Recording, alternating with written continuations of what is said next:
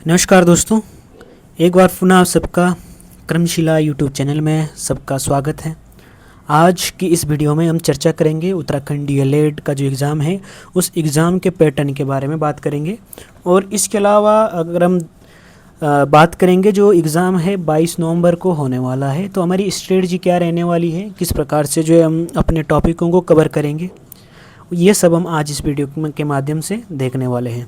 तो सबसे पहले अगर हम आज शुरुआत करना चाहेंगे तो शुरुआत करते हैं सबसे पहले सीटों को लेके। अगर हम बात करते हैं कुल सीटों की तो ये 650 सीटें जो है इसमें आपको देखने को मिलती है। सबसे पहले अगर हम बात करते हैं डीएलएड की तो ये द्विवर्षीय जो है आपका प्रोग्राम रहने वाला है। और इस 2 वर्ष में जो है आपको पूरा जो प्राइमरी टीचर होता है, प्राइमरी टीचर, उसके लिए आपको तैयार किया जाता है। और इसमें जैसे आपने अगर डीएलएड का अगर आप ये एंट्रेंस एग्ज़ाम निकाल देते हो तो उसके बाद जो भी अगर कभी गवर्नमेंट की सीट आती है प्राइमरी स्कूल में तो उसमें जो है आपकी मेरिट बेस पर जो है आपका सिलेक्शन होता है। तो अगर हम बात करते हैं इन 650 सीटों की तो हम जो 13 ज़िले हैं, प्रत्येक ज़िले में जो है 50-50 सीटें आपको आवंटित की गई है, जिसमें से जो है आपकी 25 सीटें जो है साइंस स्ट्रीम के स्टूडेंट्स के लिए हैं, वहीं 25 सीटें जो है आपके आर्ट्स के जो स्टूडेंट हैं उनके लिए जो ये आवंटित की गई है। अगर हम इसके पेपर की बात करते हैं तो ये जो है पेपर कुल 200 नंबर का ये आपका पेपर रहने वाला है। और अगर हम टाइमिंग की बात करते हैं तो ये जो है आपके 2.5 घंटे का ये पेपर होगा, जिसमें जो है आपके कुल 200 प्रश्न रहेंगे। और प्रत्येक प्रश्न की अगर हम बात करते हैं तो प्रत्येक प्रश्न जो है आपको 1 नंबर का देखने को मिलेगा। इसके अलावा अगर हम बात करते हैं तो इसमें जो है आपको माइनस मार्किंग देखने को नहीं मिलेगी। और जो पेपर है ये आपका ऑब्जेक्टिव टाइप का रहने वाला है, यानी आपके जो वैकल्पिक उत्तर हैं वो आपको इसमें देखने को मिलेंगे। तो ये रात आपका एग्ज़ाम और इसके पैटर्न के बारे में। अब अगर हम बात करते हैं इसके सिलेबस की बात करते हैं तो इसमें जो है आपको ये जो सिलेबस है ये 4 पार्टों में जिन्होंने इसको डिवाइड किया गया है इस सिलेबस को। पहला है सामान्य ज्ञान। इसके बाद है दूसरा पार्ट है आपका रीजनिंग, और तीसरा है आपका गणित, और चौथा जो पार्ट है वो है आपका टीचिंग एप्टीट्यूड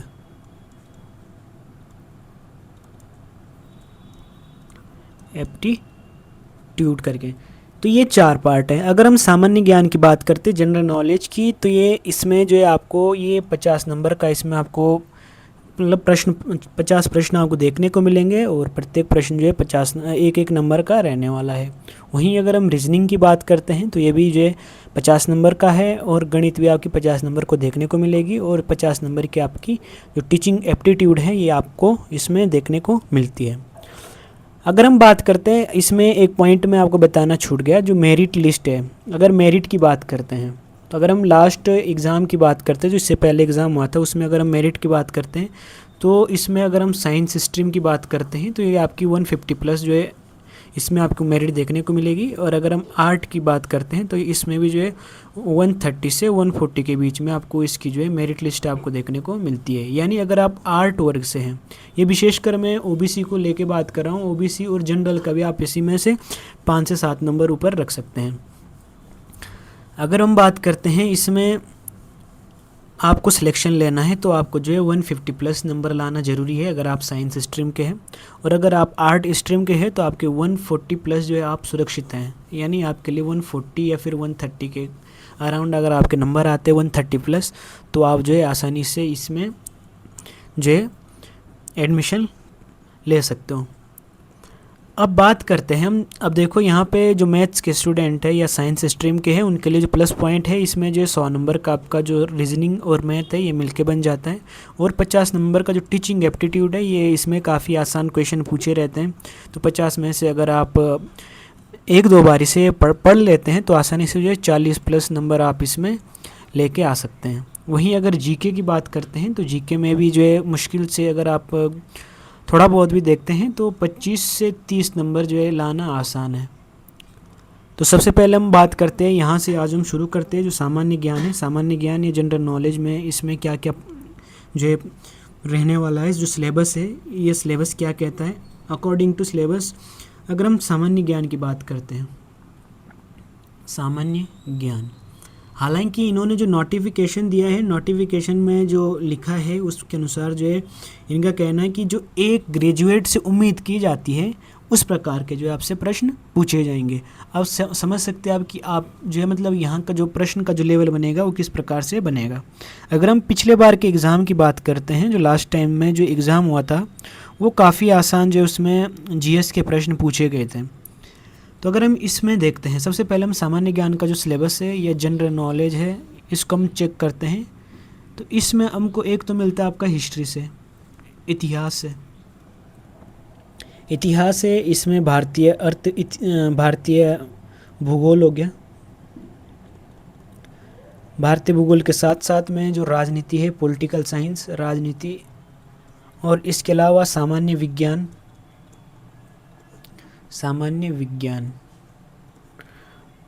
और इसके अलावा गद्यांश बोध करके भी आपके पास इसमें प्रश्न देखने को मिलेंगे, और खेल से संबंधित आपको प्रश्न देखने को मिलते हैं। इसके अलावा बात करते हैं हम तो इसमें समसामयिक जो घटनाएं हैं, समसामयिक घटनाएं, ये जो है आपका जो सामान्य ज्ञान है इसका सिलेबस जो है यहाँ पे रहने वाला है। अगर हम इसकी बात करते हैं, इसमें एक टॉपिक और भी है जो पुरस्कार और सम्मान है, पुरस्कार और सम्मान। यहाँ से भी जो आपको इसमें प्रश्न देखने को मिलेंगे। तो अगर हम बात करते हैं 1 2 3 4 5 6 7 8, ये मुख्यतः यहाँ पे आपको 8 टॉपिक देखने को मिलते हैं। तो अगर हम बात करते हैं तो प्रत्येक टॉपिक से जो आपको 2 से 3 प्रश्न जो आपको देखने को मिलेंगे। यानी अगर आप इतिहास की बात करते हैं तो यहाँ से आपके पास 3 से 4 प्रश्न देखने को मिलते हैं। वहीं भूगोल से भी जो है 2 से 3 प्रश्न आपको देखने को मिलेंगे। पुरस्कार से संबंधित जो है आपको 1 से 2 प्रश्न यहाँ से भी आपको बनते हैं। वहीं अगर पॉलिटिकल साइंस की बात करते हैं तो संविधान वाला जो चैप्टर है, विशेष करके आपके जो आर्टिकल है, अनुसूचियाँ हैं और संविधान के भाग हैं, यहाँ से जो है आपको 2 से 3 प्रश्न आपको देखने को मिलेंगे। वहीं अगर हम समसामयिक घटनाओं की बात करते हैं तो यहाँ से भी 2-3 प्रश्न बनने की संभावनाएं रहती है। और जो विज्ञान है, ये विज्ञान वर्ग के लिए भी यहाँ के लिए भी है, तो इसमें जो है 4 से 5 प्रश्न आपको साइंस के इसमें देखने को मिलेंगे। और 1-2 प्रश्न जो आपके गद्यांश बोध से देखने को मिलते हैं, और खेल से संबंधित भी जो आपको 1 से 2 प्रश्न आपको देखने को मिलेंगे। तो ये आपका सामान्य ज्ञान का पैटर्न रहने वाला है। इसमें आप डिसाइड कर सकते हैं कि आप जो है कहाँ से जो है 30 से 40 नंबर गेन कर सकते हो। जहाँ आपको आसान, जो पोर्शन आपको आसान लगता है आप उसे तैयार कर सकते हैं। आपके पास जो है अभी पूरे 3 महीने का समय है। 3 महीने का जो है आपके पास समय रहने वाला है। इस 3 महीने के समय में जो है आप इनमें से कुछ टॉपिकों को, विशेषकर जैसे सामान्य ज्ञान है, सामान्य ज्ञान में जो है काफ़ी आसान प्रश्न पूछे जाते हैं, तो इसे आप आसानी से कवर कर सकते हैं। उसके अलावा जो पॉलिटिकल साइंस है, यहाँ से भी प्रश्न आसानी से आप तैयार कर सकते हैं। और जो भारत का भूगोल है, यहाँ से भी जो है प्रश्न आप बना सकते हैं। और इतिहास से भी इतने कठिन प्रश्न रहते हैं, तो अगर आप एक बार मोटा मोटी जो लूसेंट है, अगर आप लूसेंट को देख लेते हैं तो आप यहाँ से जो है आराम से अपने प्रश्नों को बना सकते हो। अगला जो है हमारे पास, अगला दे रखा है इन्होंने सामान्य बुद्धिमत्ता और तर्क शक्ति वाला, यानी रीजनिंग की अगर हम बात करते हैं तो रीजनिंग का जो है आपके पास 50 नंबर का जो है इससे रहने वाला है। तो अगर हम इसमें देखते हैं सिलेबस में आपको कौन कौन से टॉपिक जो है कवर करने हैं, जो आपके प्रश्नों मतलब जो पेपर है उसमें आने वाले हैं। तो इसमें सबसे पहला जो टॉपिक है आपने पढ़ा होगा दर्पण और प्रतिबिंब वाला, दर्पण और प्रतिबिंब। एक टॉपिक तो ये रहा आपका, यहाँ से भी जो आपके पास प्रश्न देखने को मिलेंगे। और जो दूसरा टॉपिक है वो है दिशा निर्देश, डायरेक्शन वाला, जो आपको यहाँ से देखने को मिलते हैं। उसके अलावा जो पहेलियाँ हैं, यहाँ से भी आपको प्रश्न मिलेंगे। और एक जो है आपके पास बैठने की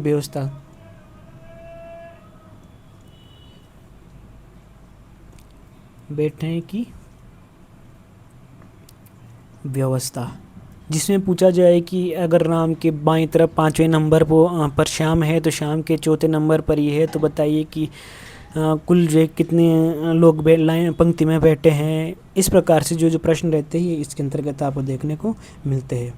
इसके अलावा अगर हम चौथे की बात करते हैं, जो स्लोगन है या फिर इसको हिंदी में बोलते हैं शर्त कथन, स्लोगन भी जो है आपको इसमें आपको दिए गए हैं। इसके अलावा जो है डेटा, अगर हम पाँचवें की बात करते हैं, पाँचवें में आपको डेटा पर्याप्तता वाला जो है टॉपिक मिलता है, पर्याप्तता, यहाँ से आपको प्रश्न देखने को मिलेंगे। इसके अलावा अगला जो इसमें है वो है कूट निर्धारण, कूट निर्धारण, जिसको आप कोडिंग और डिकोडिंग जो है कह सकते हैं, कोडिंग और डिकोडिंग, ये जो है आपका यहाँ से प्रश्न बनेंगे। इसके अलावा है संबंध वाला, रिलेशन वाला, अगर ये राम के पिता श्याम है, श्याम की ये पुत्री है और उनके जो है 2 बच्चे हैं, तो इनका जो इससे क्या संबंध है, इस प्रकार के जो प्रश्न रहते हैं ये आपके रिलेशन में देखने को मिलेंगे। इसके अलावा आपको इसमें जो देखने को मिलेगा वो है क्रम और रैंकिंग से, क्रम और रैंकिंग, क्रम और रैंकिंग से जो आपको प्रश्न देखने को मिलेंगे। इसके अलावा यहाँ पे जो अल्फा न्यूमेरिकल है, अल्फा न्यूमेरिकल सीरीज से जो आपको देखने को प्रश्न आपको मिलने वाले हैं, न्यूमेरिक श्रृंखला। और इसके अलावा तार्किक तर्क, लॉजिकल जो रीजनिंग है, यहाँ से भी आपको प्रश्न मिलेंगे, तार्किक तर्क, या इसी को आप क्या कहते हैं, लॉजिकल रीजनिंग। ये आपका जो पूरा जो रीजनिंग है उसका सिलेबस रहने वाला है। हम 21 तारीख से इसी चैनल पर रीजनिंग और मैथ्स की क्लासें लेके आने वाले हैं। तो हम एक तरफ से जो पूरे जितने भी टॉपिक है इन सबको एक एक तरफ से कवर करने का प्रयास करेंगे और कोशिश करेंगे कि प्रत्येक टॉपिक से जो 50 से 60 प्रश्न या फिर हो सके इससे अधिक प्रश्नों को सॉल्व करने का प्रयास करेंगे, जिससे जो हमारी पकड़ है वो मजबूत हो सके। देखो जो पैटर्न है, अगर हम एग्ज़ाम की बात करते हैं, जो लास्ट ईयर का जो अगर हम पेपर को उठा के देखते हैं तो पेपर आसान था, लेकिन पेपर आपको लेंथी देखने को मिलेगा।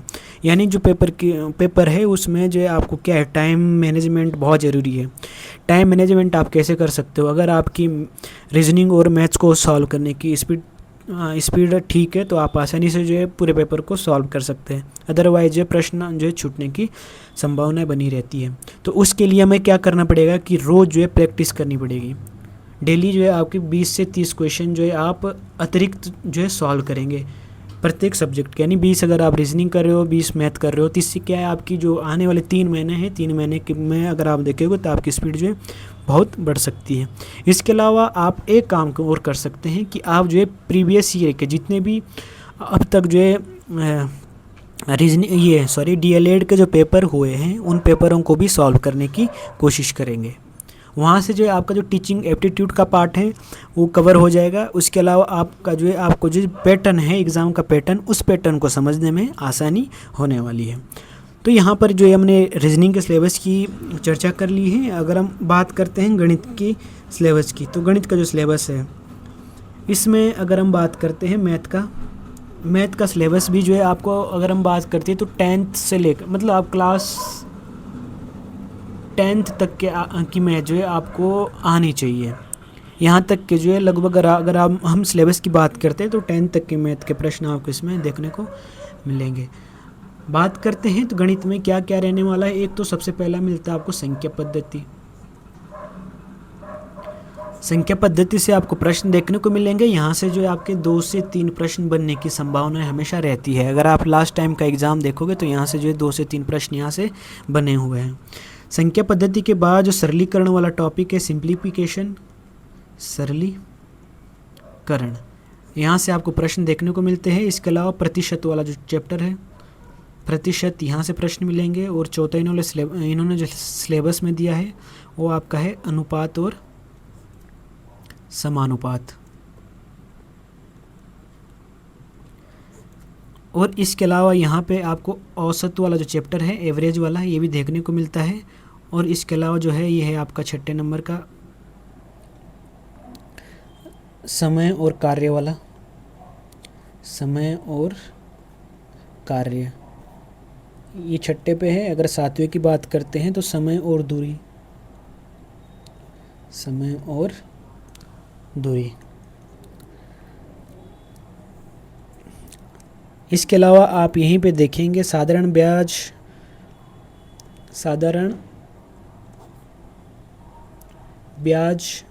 और चक्रवृद्धि ब्याज यहाँ से प्रश्न मिलेंगे। इसके अलावा बात करते हैं हम तो लाभ हानि वाला जो चैप्टर है, लाभ हानि, यहाँ से भी आपको प्रश्न देखने को मिलेंगे। और जो क्षेत्र मिति मेंसुरेशन, यहाँ से भी जो आपको प्रश्न मिलेंगे। इसके अलावा जो बीजगणित है, यहाँ से प्रश्न बनेंगे। इसके अलावा जो आंकड़ा व्याख्या है, डाटा इंटरप्रिटेशन, यहाँ से आपको प्रश्न मिलेंगे। और इसके अलावा जो अंतिम चैप्टर है वो है आपके पास प्रायिकता। तो ये आपका रहा गणित का सिलेबस। और अगर आप देखो गणित में नंबर बढ़ाने का एक ही तरीका है, वो है आपके पास डेली आप 10 से 15 प्रश्न करो। यहाँ से जो है आपकी जो स्पीड है उसमें सुधार हो सकता है। अगर आप मैथ में आप अपने आप को काफ़ी वीक समझते हैं तो आपको पहले बेसिक्स जो है मैथ के सीखने पड़ेंगे। इससे क्या होगा कि जो आपकी ये चैप्टर है ये आसानी से आप कवर कर सकते हैं। जैसे संख्या पद्धति वाला है, सरलीकरण है, प्रतिशत है, रेशियो वाला है, औसत एवरेज वाला है, समय और ये वाला, ये सब चैप्टर जो काफ़ी आसान चैप्टर हैं, इनको आप आसानी से जो है 3 महीने के अंदर कवर कर सकते हैं। और इसमें जो आप 50 में से कुछ नहीं तो अगर आप 45 प्लस नंबर लेके आते हैं तो आपके लिए जो काफ़ी बेनिफिट इससे मिलने वाला है। वहीं बात करते हैं हम अगले जो है हमारे पास अध्यापन अभिरुचि या फिर टीचिंग एप्टीट्यूड की।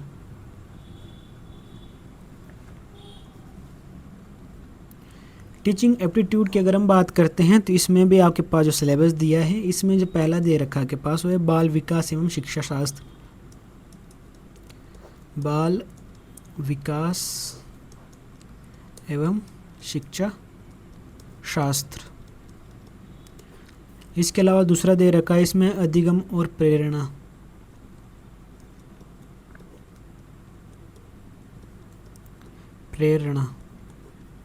और तीसरा दे रखा आपके पास संप्रेषण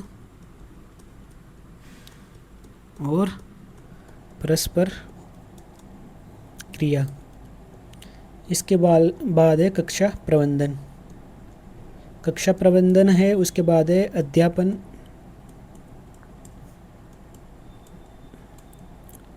अधिगम प्रक्रियाएं।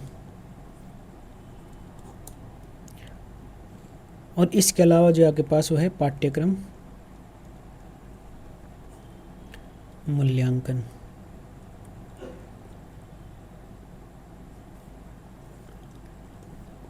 ये 6 टॉपिक आपको जो यहाँ पे टीचिंग एप्टीट्यूड के देखने को मिलेंगे।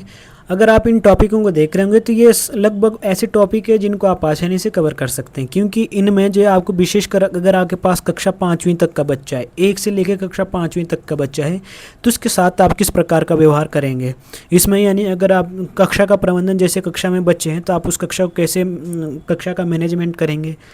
उसके अलावा अगर आप बच्चों को सिलेबस में अगर आप होमवर्क वगैरह दे रहे हो, काम वगैरह दे रहे हो, तो उसको किस प्रकार से आप मैनेज करते हो, किस प्रकार से आप बच्चों से काम करवाते हो, या आपका जो शिक्षण का तरीका है वो किस प्रकार से है, उस प्रकार से जो इस रिलेटेड आपके जो टीचिंग एप्टीट्यूड में आपसे प्रश्न जो है पूछे जाएंगे। इसमें अगर हम तो ये यहाँ पे सिलेबस की बात हमने कर दी है। चारों जो सब्जेक्ट थे, चारों सब्जेक्ट के हमने डिस्कस कर लिया है। इसके अलावा अब हम देखते हैं कि हमें पढ़ना कहाँ से। तो इसके लिए अगर आप स्पेसिफिक बुक की बात करते हैं तो एक अरिहंत की बुक आती है, अरिहंत की। उस बुक से आप आसानी से जो है अपना जो टीचिंग एप्टीट्यूड है उसको कवर कर सकते हैं। और जो जीएस का सिलेबस है उसको भी आप अगर उतना ही देखोगे तो बहुत है। इसके अलावा अगर आप चाहते हो कि जीएस में और अच्छा करना है तो आप लूसेंट ले सकते हो। यहाँ से जो है आप अपना आसानी से जो है कवर कर सकते हो। बाकी मैथ और रीजनिंग के लिए आपके पास मार्केट में बहुत सी बुक अवेलेबल हैं, वहाँ से कर सकते हो। अगर आप चाहते हो कि मुझे इसमें टाइम नहीं देना है तो आपके पास जो अरिहंत की बुक है जो स्पेशली डीएलएड के लिए बनी हुई है, तो यहाँ पर जो है आपको मैथ और रीजनिंग का सिलेबस उनके द्वारा प्रोवाइड किया गया है, तो आप उसको ही जो है कवर कर सकते हैं। यहाँ से भी जो है आप आराम से जो है 30+ नंबर जो दोनों सब्जेक्टों में लेके आ सकते हैं, 30+ मार्क्स जो है आसानी से गेन कर सकते हैं। तो ये रहा सिलेबस की। बाकी अगर हम बात करते हैं फॉर्म भरने के लिए, तो आपका जो ग्रेजुएशन है ये जब तक जो इनका नोटिफिकेशन नहीं निकला था, यानी नोटिफिकेशन निकलने से पहले जो है आपका ग्रेजुएशन कंप्लीट हो जाना चाहिए। अगर आपका भी ग्रेजुएशन कंप्लीट नहीं हुआ है, हो सकता है कि अगले महीने 2-3 महीने में आपका रिजल्ट आ रहा है, तो जो है आप इसके लिए एलिजिबल नहीं हैं। यानी आपका जो ग्रेजुएशन है वो कंप्लीट हो रखा होना चाहिए, और 2-4 जब तक जिसका नोटिफिकेशन निकला था तब तक जो है आपका रिजल्ट आया होना चाहिए, तभी जो है आप इसके लिए एलिजिबल हैं। तो ये था आज का हमारा टॉपिक। बाकी हम शुरू करते हैं जो डीएलएड के लिए हम जो मैथ और रीजनिंग की क्लास है, ये जो है आपके 22 सितंबर से जो है इसको प्रारंभ करने वाले हैं। 22 सितंबर के बाद हमारे पास बचता है अक्टूबर का 1 महीना बचता है, और नवंबर के हमारे पास 21 दिन बचते हैं, और 10 दिन हमारे पास जो है यहाँ पर किसके सितंबर के बच जाते हैं। तो हमारे पास अगर हम बात करते हैं कुल, तो हमारे पास जो है रहने वाले हैं 50 दिन। 50 दिन में हम आसानी से जो है इन सब्जेक्ट को, ये जो हमारे टॉपिक है, इन सब को जो है तैयार कर लेंगे। बस आपको क्या करना है, हमारे साथ जुड़े रहना है।